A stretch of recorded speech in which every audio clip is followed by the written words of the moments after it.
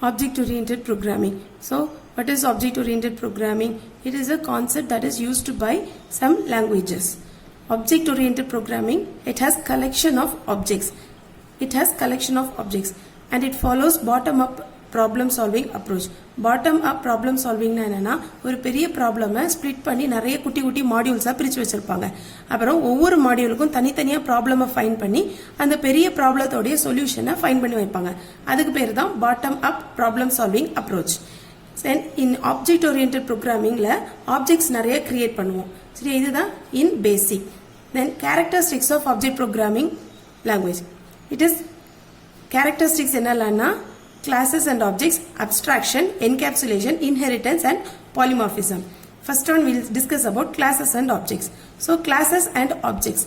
Class na enna? Class is defined as an entity in which data and function are put together. அதாவது class na ஒண்ணும் கிடையாது. It is an entity. Entity na something in which data and function are put together.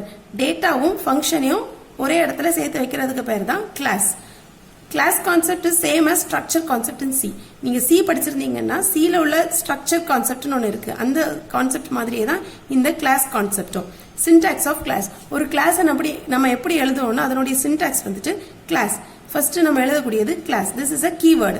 இத மாத்தவே கூடாது. எப்பவுமே class கான்செப்ட்ல class எப்படி தொடங்குவீங்கன்னா with a keyword class followed by class name. இதுல நீ எந்த ஸ்பேஸும் கொடுத்து ஒரு நேம் கொடுக்க கூடாது. ஒரு நேம் கொடுத்தீங்கன்னா அந்த ஸ்பேஸ் இல்லாம ஒரே வார்த்தையா தான் கொடுக்கணும். That is class name. அப்புறம் curly phrase ஓபன் பண்ணனும். அதுக்கு அப்புறம் என்னது உள்ள நீங்க வேரியபிள்ஸையும் ஃபங்க்ஷன்ஸையும் டிக்ளேர் பண்ணிக்கலாம்.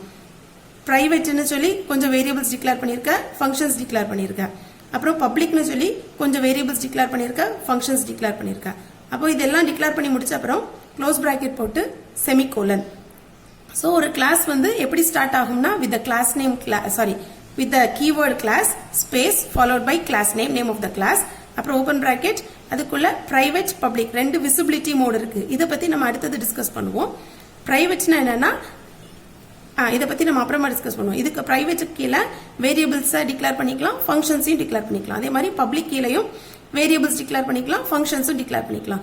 இதுல பிரைவேட்டுக்கு கோலன் வச்சு முடிக்கணும், பப்ளிக்குக்கும் கோலன் வச்சு முடிக்கணும். அப்புறம் மத்தது எல்லாமே it should end with semicolon. அதே மாதிரி கிளாஸ் ஸ்டார்ட் பண்ணிட்டு முடிக்கும் போதும் here also you should end with a semicolon. So this is the syntax of class. Example for class is student. இதுல நம்ம கொடுக்கக்கூடிய example student. Class name of the keyword. Then student is the name of the class. Open பண்ணிருக்க bracket private. So இதே மாதிரி தான் visibility mode private colon. இதுல நம்ம இப்போ வேரியபிள்ஸ் டிக்ளேர் பண்ண போறோம். இதுல ஒரு ஸ்டூடெண்ட்க்கு என்ன வேரியபிளா இருக்கலாம்னா something like roll number of the student, name of the student. So roll number உனக்கு எப்பவுமே நம்பரா தான் இருக்கும். So I am declaring it as integer. சரியா, இதெல்லாம் என்ன சொல்லுவோம்னா data type. இது variable, this is data type. So roll number is declared as an integer and name is declared as character. Name will be always in terms of alphabets. And so its data type is character. இதுல array போட்டிருக்கும், that is 10. Size of the name should be of maximum size 10. அதனால தான் இது. Then public, another visibility mode. அப்புறம் here comes the methods. I am declaring the methods here. Void some name of the method get name, open bracket close bracket semicolon, void put name, open bracket close bracket semicolon. இந்த open phrase பண்ணிருக்கீங்களா, open curly phrase, அதே மாதிரி close curly phrase போட்டுட்டு semicolon போடணும். இதுதான் structure of class. So this is the syntax of class and this is an example for class. Any programs படிக்கும்போது you will understand in better. Next coming to object. So what is an object? Object is an instance of a class. So ஒரு classல நீ வச்சிருந்தேன்னா அதுக்கு உள்ள இருக்கக்கூடிய variables methods எல்லாமே objects வச்சு தான் நீங்க கால் பண்ணுவீங்க. So in general I call object as an instance of a class. Object can be a person. Object என்னதெல்லாம் இருக்கலாம்னா object can be a person, place or any entity, anything. எதையாவது ஒருதை நம்ம objectனு சொல்லலாம். Consider pen, this is an object. A class can have any number of objects. ஒரு classல you can have any number of objects. For example, if I am calling a country as a class, country நம்ம classனு சொன்னோம்னா then அதனுடைய objects என்னலாம்னா names of countries I call it as objects. India ஒரு object, China ஒரு object, Japan ஒரு object, America ஒரு object, etc. Likewise it goes. So in general, object is an instance of a class. Then syntax of class. Syntax na enadhu? நீங்க மேக்ஸ்ல formula படிப்பீங்களா, அதே மாதிரி programming எழுதணும்னா syntax இருக்கு. எந்த கிளாஸுக்கு நம்ம கிரியேட் பண்ண போறோமோ அந்த கிளாஸுக்கு ஆப்ஜெக்ட் கிரியேட் பண்ணணும். சாரி, எந்த கிளாஸுக்கு நமக்கு வேணுமோ அதுக்கு நம்ம ஆப்ஜெக்ட் கிரியேட் பண்ண போறோம். So your syntax is name of the class. So for which class you are going to create the object, that name of the class space object name. இதுல நீ ஏதாவது ஒரு நேம் கொடுத்துக்கலாம். இதுலயும் ஸ்பேஸ் கொடுக்க கூடாது. Then followed by semicolon. Example, in this previous example we have created the class name as student. So understand பண்றதுக்கு ஈஸியாக இந்த ஸ்டூடெண்ட்ங்கற கிளாஸுக்கு I am going to create a class object. So name of the class is student space Ram, ஏதோ ஒரு name semicolon. So Ram is an object of the class student. Clear? Next property is, next concept is abstraction. So abstraction என்னன்னா representing only the essential features by hiding all the implementation details to the user. அதாவது only இதை எதை use பண்ணிருக்கோங்கிறத மட்டும் தான் யூசருக்கு வெளிப்படையா காட்டுவோம். மத்தபடி implementation part will not be shown to the user. சரியா? That part you call it as abstraction. That is representing only essential features and by hiding all the implementation details. In main function, functionalities can be accessed using objects. So இது நம்ம later discuss பண்ணுவோம். Abstraction எப்படி நம்ம இது access பண்ணுவோம்னா ram.getName. That is, you have created the object name as ram. Dot is an operator, getName. அப்படின்னா இந்த object ram வச்சு I am going to call the method that has been declared inside the class. Inside the class student. Yeah, getName. So in the void getName. So in the getName method I am going to call using this object ram. So ram.getName of, ram.putName of. Next one is encapsulation. Encapsulation is nothing but binding the data and method together into a single unit, call it as class. So yeah, I am going to just that bind the data and method. அதாவது இதேதான் மெத்தடையும் டேட்டாவையும் ஒரே இடத்துல சேர்த்து வச்சிருக்கிறது தான் இதுக்கு பேர் என்னது encapsulation. So binding of data and method together in a single entity called class. Next concept is inheritance. So what is inheritance? Inheritance means you'll be having a base class and a derived class. So new classes are created using the old class. ஏற்கனவே உனக்கு ஒரு class இருக்கும், அதில இருந்து நம்ம புதிய class create பண்ணிக்கலாம். That concept is called as inheritance. This is simply like ஒரு அப்பா இருக்காங்க, அவங்களுக்கு ஒரு பையன் இருக்கான். So parent, பையன், child. சரியா? So parent is called as base class and child is called as derived class. So the derived class will have the characteristics of the parent class. பையனுக்கு அப்பாவுடைய characteristics இருக்கும். அதே மாதிரி தான் இங்கேயும். New classes are created using the old class. So old classes are called as base class, super class or parent class. Old class இந்த மூணு பேர்லயும் கூப்பிட்டுக்கலாம். Base class, super class and parent class. New classes are called as derived class, subclass or child class. Derived class inherits the properties of the base class. Properties here is data or functions. So functions and data of the base class can be inherited to the child class. Here I am having an example called shape. So this is your base class. Clear? Shape is the base class and here the methods we are going to use are draw and resize. So draw, resize. இந்த ரெண்டுமே methods of the class shape. இதுக்கு கீழே நிறைய derived class இருக்கு. Circle ஒரு derived class, line ஒரு derived class, rectangle ஒரு derived class, square ஒரு derived class. So இந்த circle வச்சு இந்த method draw கால் பண்ணி you will be able to draw a circle. இந்த method resize கால் பண்ணி you can resize the circle size. Likewise line class can also call the method class from the base class shape. Also line can call the method resize from the base class shape. Likewise it goes for the other two classes. Now we shall discuss the different types of inheritance. So first type is single inheritance, multiple inheritance, multi-level inheritance, hybrid inheritance and hierarchical inheritance.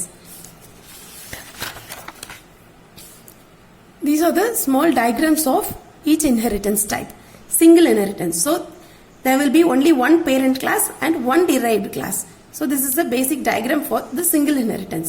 ஒரு base class இருக்கும், அதுக்கு ஒரே ஒரு child class இருக்கும், derived class. இப்படி இருந்ததுன்னா you call it as single inheritance. Then multiple inheritance. Multiple inheritance na you will have more than one parent class. Base class more than one இருக்கும். இந்த ரெண்டுலயே இருந்து சேர்த்து ஒரு derived class இருக்கும். So this derived class will obtain the properties of base class 1 as well as the properties of base class 2. This is multiple inheritance. Next one is multi-level inheritance. So from the name itself you can say multi-level. So you will be having some level of base classes. So this is your first base class.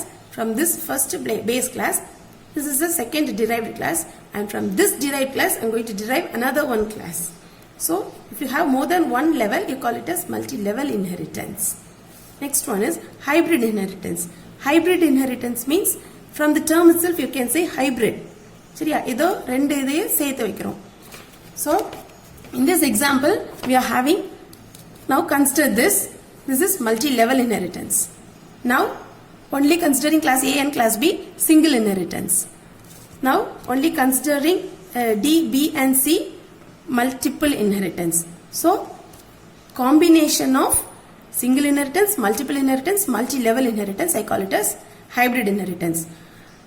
It is not compulsory that it should have the combination of all. ஏதாவது ரெண்டு type சேர்த்து வச்சாலும் you can call it as hybrid inheritance. Next one is hierarchical inheritance. So this is an example for hierarchical inheritance. Class A, இதனுடைய derived classes are class B, class C and class C. Class C மட்டும் you are going to derive it as class E and class F. So F can access all the properties of C as well as A. Likewise, E can access all the properties of C as well as A. B can inherit the properties of A and not C. சரியா, B வந்து இதனுடைய objects class இதனுடைய properties எல்லாம் நீ inherit பண்ணிக்கலாம். ஆனா C குள்ள inherit பண்ண முடியாது. That is hierarchical inheritance. Next concept is polymorphism. So poly from the name itself you can say. Next one is polymorphism. From the name itself you can say poly means some, many. So ability to take more than one form. For example, cleaning. So in general cleaning is a process. ஒரே ஒரு process. எதையோ clean பண்ணக்கூடிய process. So using this process you will be able to clean dish. It may be washing a dish or cleaning a car, cleaning a dish or cleaning vegetables. So cleanங்கிறது ஒரே ஒரு function தான். அந்த ஒரு function வச்சு நீ டிஷ்ஷை clean பண்ணலாம், காரை க்ளீன் பண்ணலாம், வெஜிடபிள்ஸ் க்ளீன் பண்ணலாம், etcetera likewise it goes. So ஒரே ஒரு வேலை தான், but in different forms. That is ability to take more than one form. You call it as polymorphism. Two different types of polymorphism are compile time and run time. Compile time na compile பண்ணும்போதே அந்த values எல்லாம் வரும். அதனுடைய two types, function overloading and operator overloading. Run time na dynamic நடக்கும். This one we will discuss later on. Next we will go to advantages of OOPS. So these are some of the advantages of OOPS. In this OOPS we can use this inheritance concept, hiding property, upgrading easily. அதாவது என்னது, when you are going to use this OOPS concept, using this inheritance, redundant data can be eliminated. That is, inheritance use பண்ணி redundant data can be eliminated. What is redundant? திருப்பி நம்ம functions எல்லாம் எழுத வேண்டிய தேவையில்லை. ஏற்கனவே ஒரு யூசர் கிளாஸ்ல எல்லாமே மெத்தட் எல்லாமே எழுதி வச்சு முடிச்சு வச்சிருப்பாங்க. அதை யாருக்கு தேவையோ அவங்க ஜஸ்ட் அதை கால் பண்ணா மட்டும் போதும், using some objects. It is not compulsory to rewrite the same coding again. அதுதான் redundant. redundantனா திருப்பி டூப்ளிகேட்டா அந்த டேட்டாவை எழுத தேவையில்லை, இருக்கிறத வச்சு நம்ம ஜஸ்ட் இன்ஹெரிட் பண்ணிக்கலாம். ஸோ இது வந்து எங்க அவைலபிள்னா only in OOPS, using the concept of inheritance. Next, hiding property. Hiding property is nothing but abstraction. அந்த abstraction property இருக்கிறதுனால எல்லா யூசருமே எந்த கோடையுமே பார்க்க முடியாது. It is kept safe, secure இருக்கும். Only authorized user or authorized programmer will be able to handle the implementation part. எல்லாருமே அந்த implementation part பார்க்க முடியாது, சேஞ்ச் பண்ண முடியாது. So it is highly secure. Upgradation is easy. That is, each and every problem will be in terms of small modules. எல்லாமே மாடியூலா இருக்கும். அப்போ நீ ஏதாவது கூடுதலா இம்ப்ளிமெண்ட் பண்ணனும்னா தனியா ஒரு மாடியூலை கிரியேட் பண்ணி இதுக்கு கூட அப்பெண்ட் பண்ணிட்டா மட்டும் போதும். That is, upgradation is easy. So these are some of the advantages of OOPS concept. Now coming to drawbacks of OOPS. So it is complex to implement. It is little complex to implement. Then private members cannot be accessed by other classes. As I said before, private, public or some accessibility mode. So private ன்னு நம்ம கீழ variables வச்சோம்னா அதை வேற யாராலையும் access பண்ண முடியாது. That is the drawback. private members cannot be accessed by any other classes. Everything has to be arranged in class and modules. அதாவது இந்த oops கான்செப்ட்ல each and every data member function எல்லாமே group பண்ணி வச்சிருப்பீங்க arranged in terms of classes and modules. So it is little difficult, complex. So these are some of the drawbacks of oops concept. Then application. இது எங்கெல்லாம் apply பண்ணலாம்னா business logic application, web based application, real time system, games programming, etc. like this it goes. எல்லா இடத்துலயுமே programming concept வர இடத்துல எல்லாத்துலயுமே you will be able to apply this oops concept. Thank you.